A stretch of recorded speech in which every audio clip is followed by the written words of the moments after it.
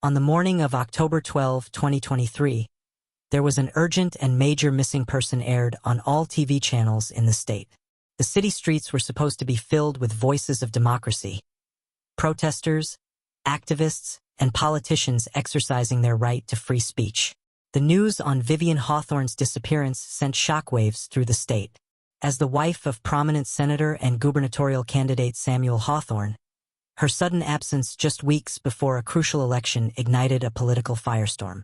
What began as a puzzling missing persons case quickly turned into a high-profile investigation filled with deception, tragedy, and unexpected twists.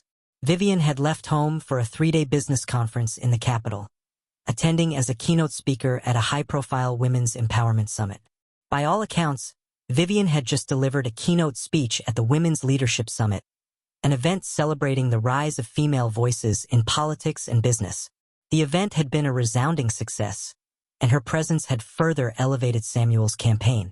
Cameras had captured her standing tall in an emerald green power suit, her dark hair cascading over her shoulders as she spoke passionately about resilience, ambition, and the power of reinvention. And yet, just 12 hours later, she was gone. Vivian was never the type to go off the radar. She was meticulous, methodical, and always maintained a perfect public image. Her husband, Senator Samuel Hawthorne, had expected her back that evening.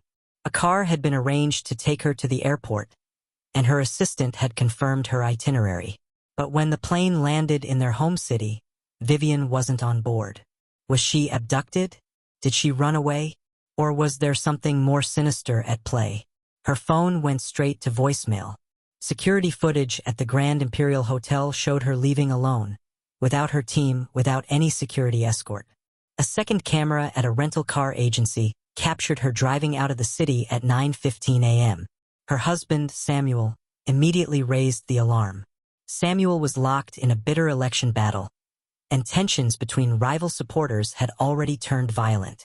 Days before, rioters had clashed in the streets, their banners burning in the night. Some believed Vivian had been targeted as a warning. Given the tense political climate and recent clashes between rival campaign supporters, law enforcement initially suspected foul play.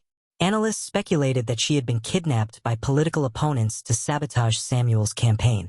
Investigators pored through security footage and phone records, searching for any sign of forced abduction. But nothing pointed to a political attack. The disappearance of a high-profile political figure's wife was more than a scandal. It was a crisis. The state police launched a full-scale investigation, scrutinizing every moment leading up to her last known sighting.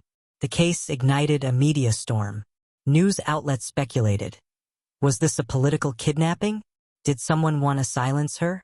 Detectives pored over hours of surveillance footage. They interviewed hotel staff, conference organizers, and anyone who might have had contact with Vivian. But there were no signs of struggle, no evidence of forced abduction. Instead, Vivian appeared calm, determined even, as she walked away from the hotel that morning. Then came a breakthrough. Security footage showed Vivian leaving the hotel alone. Further inquiries revealed that she had rented a private car and driven out of the city. A highway toll booth captured a fleeting image of her vehicle heading toward a rural community several hours away. Her rental car was a silver sedan, registered under an alias, an odd detail that raised immediate red flags. Why would a governor's wife book a car under a false name? Where was she going? The vehicle had last been detected on Route 17, a long, winding highway leading out of the city and into the dense woodland countryside. Hours passed, then days with no sign of her or the car. The husband pleaded for her safe return in a televised address, his usually stoic demeanor cracking as he spoke of their 25-year marriage, of the woman he loved, the mother of their 2 children. The destination was puzzling, until investigators uncovered a long-buried secret, a break in the case. A toll booth camera captured an image of the rental car at a rural intersection 2 hours from the city. But something was wrong. The driver wasn't Vivian. Who is the driver? Investigators tracked the car to an abandoned gas station on the outskirts of a remote town. It was found parked behind the building, the keys still in the ignition, the interior wiped clean of fingerprints. The only clue was a single strand of dark hair on the passenger seat. There was no blood, no body, no phone. So where did Vivian go? A forensic analysis confirmed what Samuel had never known. Vivian Hawthorne had a daughter from a past she had kept hidden. Decades ago, before she met Samuel, she had given birth to a child in secret, placing her for adoption and burying that chapter of her life. It appeared that after the summit, Vivian had taken a detour to meet this daughter for the first time. But something had gone horribly wrong.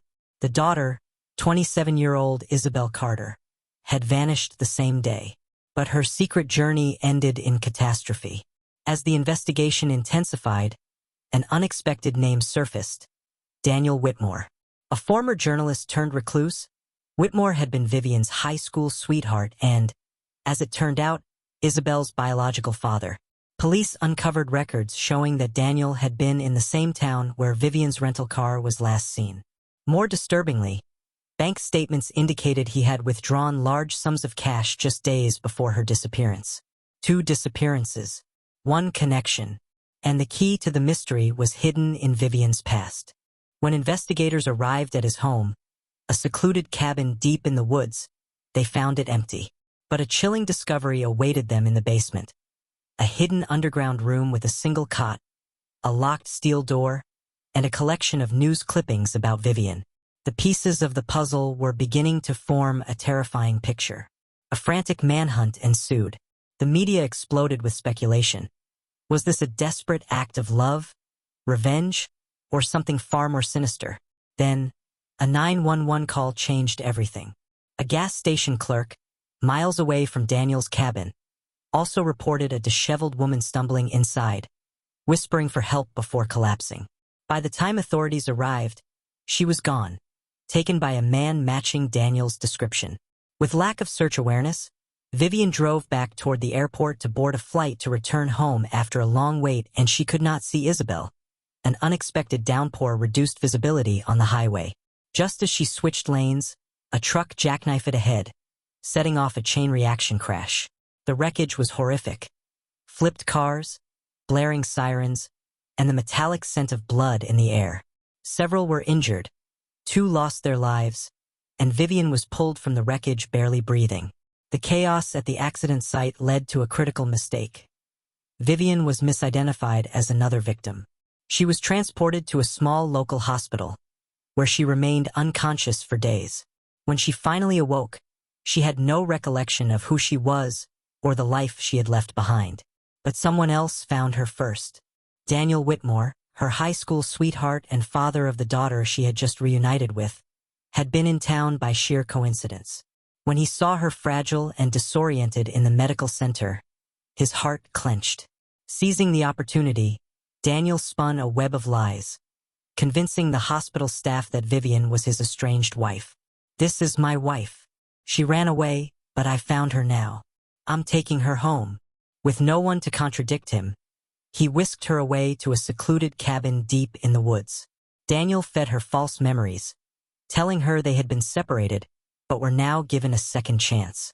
Confused and vulnerable, Vivian clung to the only person who seemed familiar, unaware that the world outside was frantically searching for her. Vivian had been kidnapped, but she didn't even know it. Daniel took Vivian deep into the forest, where he has a secluded cabin, far from civilization, with no access to internet, no television, and zero contact with the outside world. Vivian was weak, confused. She had no memory, no sense of identity. Every day, Daniel reinforced the lie. He will show her photoshopped pictures of them together. He gave her a wedding ring.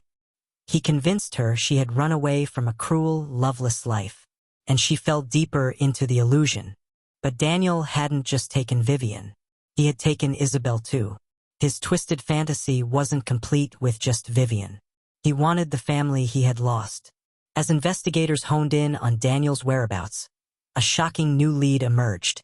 A tiny hospital in a nearby town had admitted an unidentified woman the night of the accident.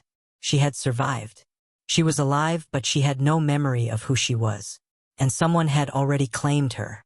Vivian's daughter, the very reason she had taken this trip, was also missing. A frantic search uncovered disturbing evidence that Daniel had intercepted her after their initial meeting, possibly fearing that she would reveal the truth about his deception. Back home, Samuel was unraveling. Press conferences turned into desperate pleas, and the media painted him as a man on the brink of collapse.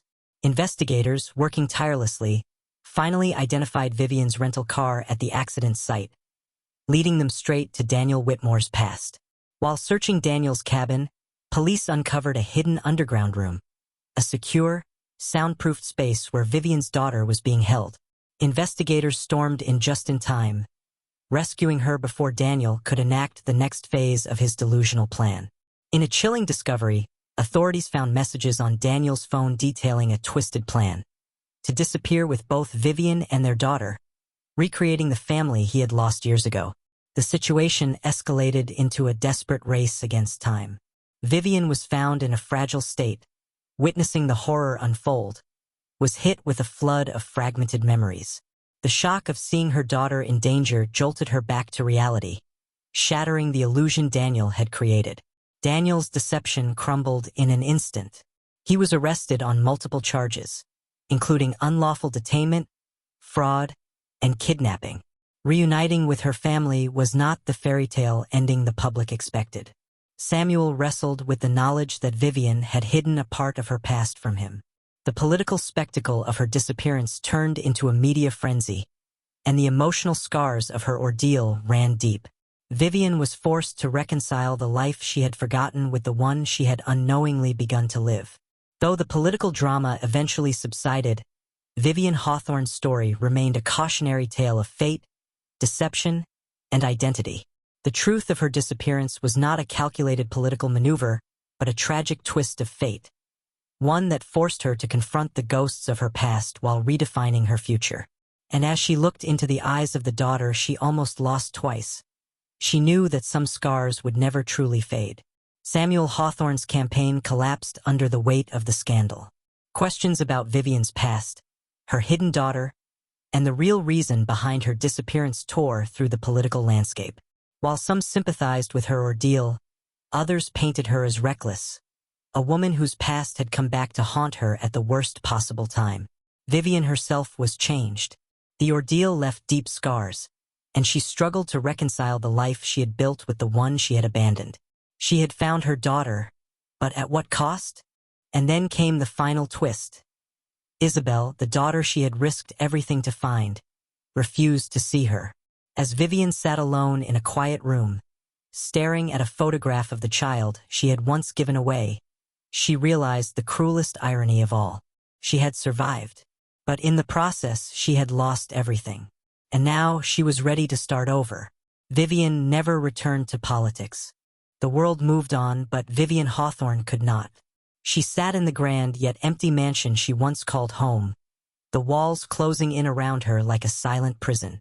The curtains remained drawn, shielding her from the outside world, a world that had turned her into both a victim and a spectacle. Sleep was elusive. Every time she closed her eyes, she was back in that cold, dark basement. The rough concrete beneath her, the sound of Daniel's footsteps above, the click of the lock sealing her fate. She could still feel the pressure of his hand on her wrist, the way his voice wavered between pleading and threatening. Nights were the worst. Shadows danced across her bedroom ceiling, twisting into familiar figures. The face of the daughter she had searched for, the eyes of the man who had stolen her away. The past she had buried for decades had resurfaced, and now it refused to let her go. Samuel tried to help at first. He had spoken softly with careful words, urging her to see a therapist, to talk to someone, anyone. But how could she explain the war raging inside her? The guilt of abandoning Isabel all those years ago, the terror of knowing she had nearly died trying to find her, only to lose her all over again? She no longer fit into the world she had once ruled with such confidence. The poised politician's wife, the fierce advocate, the woman who commanded attention on stage. She was gone. In her place was someone unrecognizable, a woman haunted by questions with no answers. Why had she gone looking for Isabel? To give her closure, or to ease her own guilt? Had she truly escaped Daniel? Or did a part of her remain trapped in that basement, forever waiting for the sound of footsteps on the stairs? The cameras had stopped flashing. The reporters had moved on to the next scandal. Samuel had returned to his political battles. But Vivian, she was still lost. She lost everything she tried to protect: Samuel, his political ambition, her other two children, Isabel and herself. She learnt a great lesson of openness and closing out the past.